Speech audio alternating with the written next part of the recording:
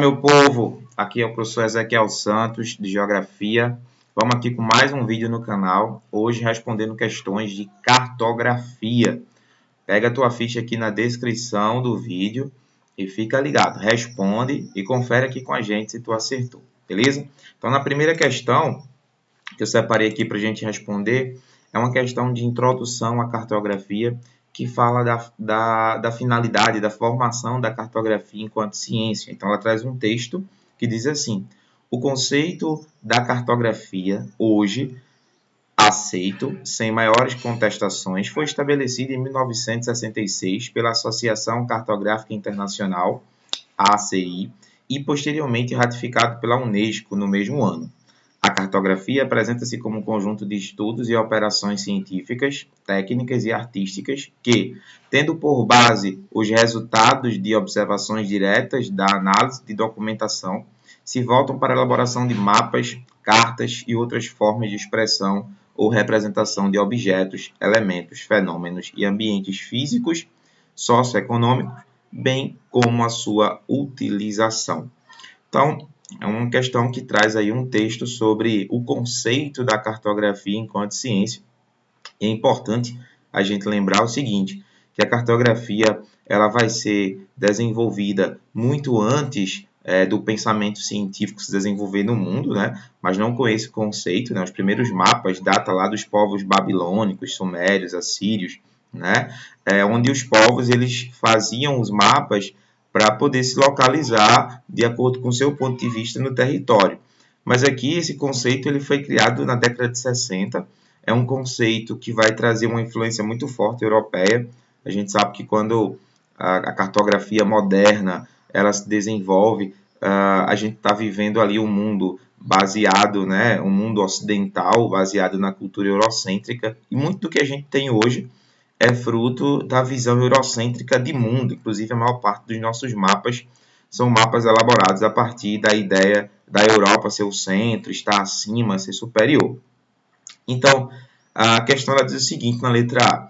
A inexistência do comércio marítimo da Antiguidade Clássica impediu o desenvolvimento de conhecimentos náuticos e da cartografia.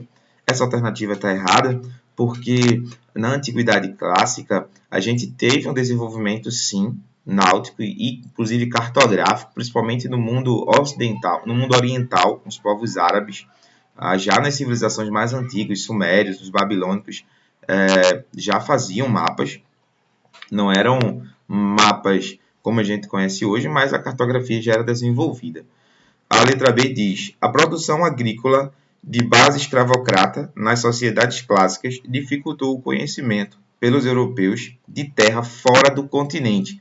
Falso, totalmente falso, porque os europeus vão conhecer muita coisa, inclusive que o povo no mundo árabe, né, os navegadores do mundo árabe já exploravam. A gente destaca aí a figura do Al-Idris e do Ibn Battuta, que eram dois árabes que já tinham navegado as águas do Atlântico, do Índico, até mesmo do Pacífico, mesmo antes da expansão marítima comercial. Na letra C, a gente tem uma alternativa que diz assim, ó, o pensamento teocêntrico, teo na figura de Deus como centro medieval europeu, se tornou um obstáculo para a elaboração de mapas, cartas e outras formas de expressão ou representação de objetos. Como a gente está falando aqui do conhecimento cartográfico no mundo, eu não posso dizer que se tornou um obstáculo, não, porque enquanto a Europa vivia a suposta Idade das Trevas, né, que a gente não pode afirmar isso também para o mundo árabe se desenvolvia. A maior prova disso é que quando a gente tem as grandes navegações, a Portugal ela vai montar a Escola de Sagres com muito conhecimento e muita tecnologia que vai vir lá do mundo árabe. Então essa alternativa C está errada. A religiosidade do mundo muçulmano durante a Idade Média coibiu o desenvolvimento científico e a expansão comercial do mundo muçulmano. Mais uma alternativa errada. Por quê? Porque essa religiosidade do mundo muçulmano, ela não vai coibir, ela vai inclusive incentivar o desenvolvimento científico. Não necessariamente a religião incentivar, mas o mundo muçulmano, a gente pode pegar ali os árabes, eu poderia até sair um pouco do mundo muçulmano e ir um pouco para o mundo oriental, como China, Índia, todas aquelas civilizações que vão se desenvolver a leste da Europa, a ciência ela se desenvolve muito rapidamente e muito do que a Europa vai usar durante a sua modernização sofre uma influência do comércio e das rotas comerciais que vinha do mundo árabe e do mundo oriental em direção à Europa. Então, essa letra D está errada. A letra E diz assim: o Renascimento desenvolveu o pensamento racionalista e representou o mundo conhecido pelos europeus através da perspectiva eurocêntrico ou eurocêntrica. Sim, né?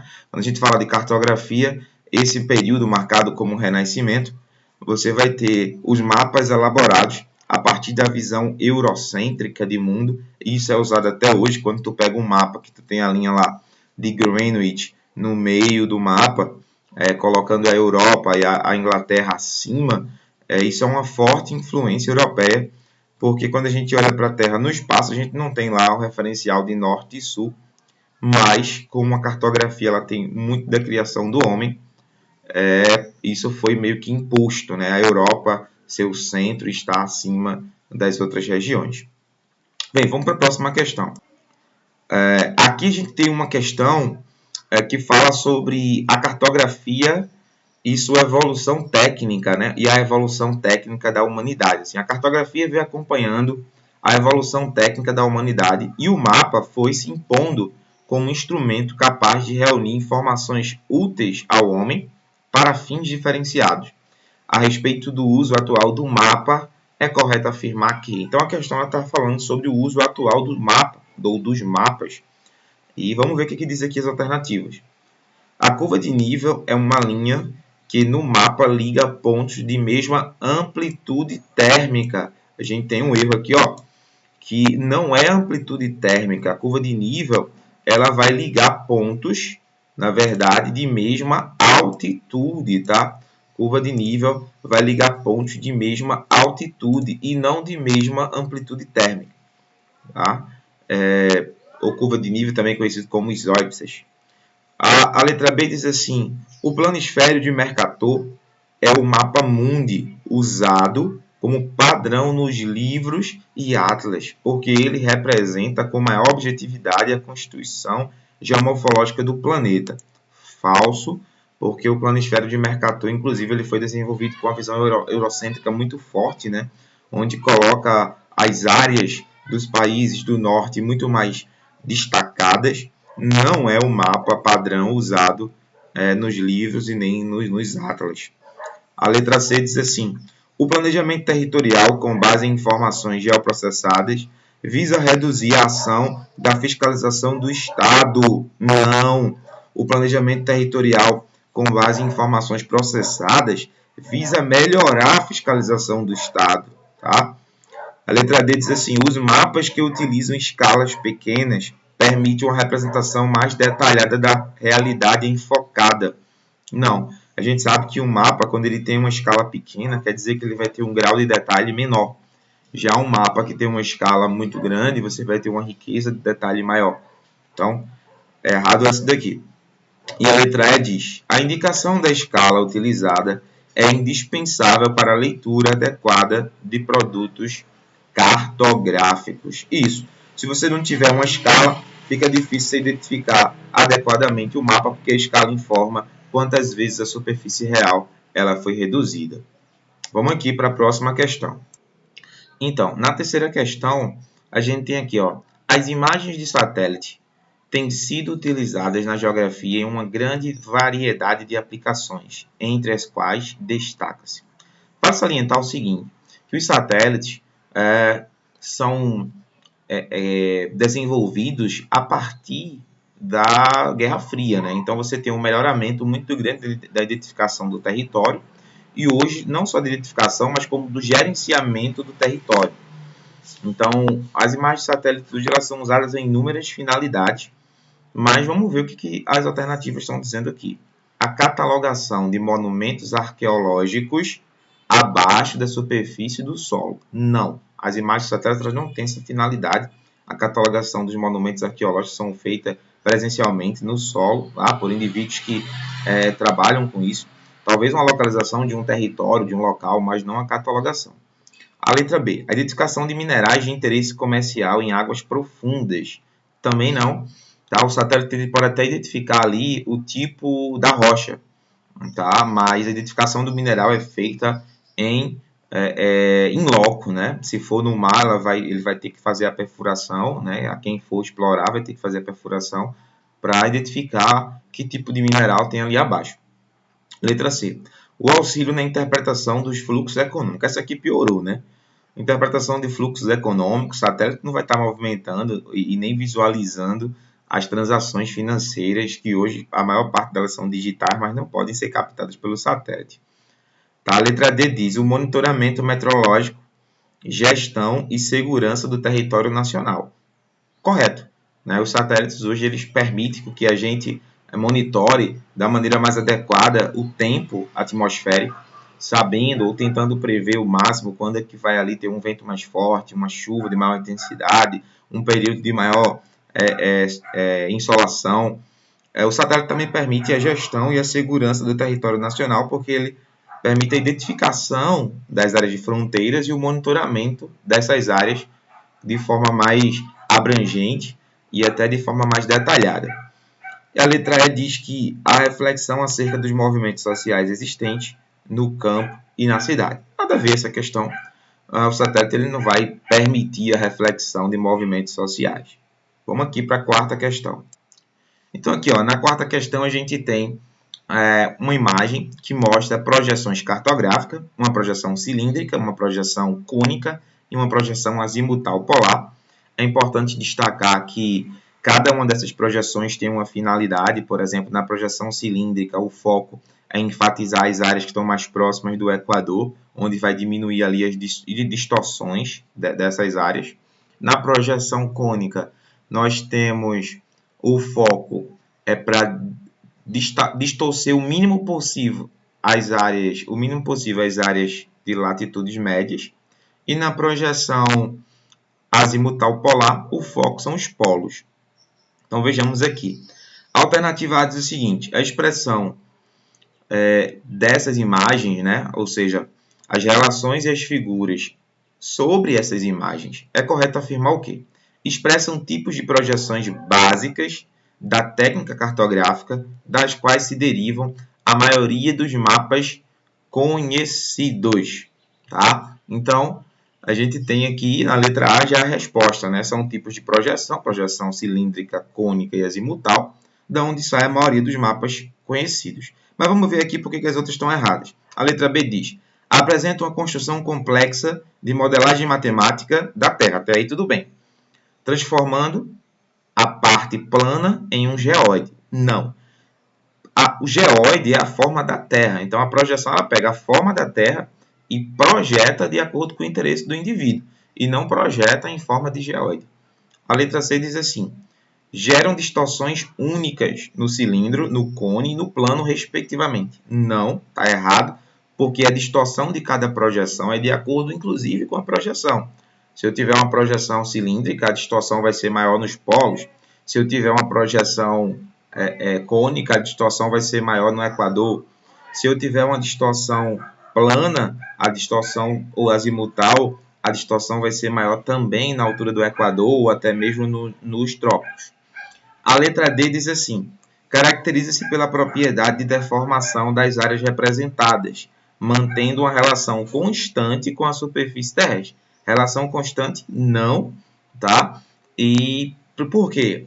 Porque cada projeção ela tem uma finalidade de expressar. Se eu quiser destacar as médias latitudes, se eu quiser destacar os polos, se eu quiser destacar o equador, essa distorção, essa relação ela não é constante, porque depende muito do interesse que está desenvolvendo isso. Na letra E está errado, porque diz assim: demonstra um plano de referência geodésica representando com fidelidade a superfície terrestre. Nenhuma projeção representa com fidelidade a superfície do planeta, pois elas pegam principalmente áreas. A projeção ela vai pegar o geóide terrestre e vai colocar num plano, então não tem como ela representar com fidelidade. Vamos aqui para a quinta questão. Então, aqui na questão 5, a gente tem uma questão de escala, né? A escala, ela diz assim: em um mapa de escala 1 para 3 milhões, quantos centímetros serão necessários para representar uma reta de 150 km reais, ou seja, no real. Quantos centímetros são necessários no mapa para representar essa reta? O que é que essa escala está me dizendo? Essa escala está me dizendo que a cada 1 centímetro no mapa, eu tenho o quê? 3 milhões de centímetros. O que é importante a gente fazer aqui? Fazer logo a transformação. E como é que a gente faz a transformação? Vem aqui comigo. Ó. Quando eu saio de quilômetro para centímetro, eu tenho quantas casas decimais? 1, 2, 3, 4, 5. Se eu quiser sair, se eu tivesse um valor, por exemplo, 1 quilômetro, e quisesse saber quantos centímetros teria em 1 quilômetro, eu teria que pegar aqui e acrescentar as casas decimais depois desse 1 quilômetro. Então, aqui eu teria 5 casas decimais. 1 centímetro seria equivalente a 100 mil, ou melhor, 1 quilômetro seria equivalente a 100 mil centímetros. Mas nesse caso eu tenho centímetros e quero saber quanto que é esses 3 milhões de centímetros em quilômetros. Então, o que é que eu faço? Eu corto as casas decimais. Então, se eu tenho aqui 1 para 3 milhões, eu vou eliminando as casas decimais. Vamos ver aqui como é que fica. Eu tenho aqui, ó, 1 para... Lembrando que eu posso representar de diversas maneiras. Então, eu vou colocar aqui, ó, 1 para 3 milhões de centímetros. Tá? 1 para 3 milhões de centímetros. Então, eu quero transformar esses 3 milhões de centímetros em quilômetro. Então, o que é que eu faço? Quantas casas decimais eu preciso cortar? 1, 2, 3, 4, 5. Então, eu vou lá. 1, 2, 3, 4, 5. Então, 1 centímetro equivale a 30 quilômetros no mapa. Então, a questão me pede para descobrir quantos centímetros são necessários para uma reta de 150 quilômetros. O que é que eu tenho que fazer? Então, eu faço uma regra de 3 básica. Se 1 centímetro equivale a 30 quilômetros, 1 centímetro equivale a 30 quilômetros, quantos centímetros eu vou ter em 150 quilômetros? Uma regra de 3 básica que vai me trazer o seguinte: 150 sobre 30, 150 sobre 30, que vai dar para mim o valor ali de 5 centímetros. Tá?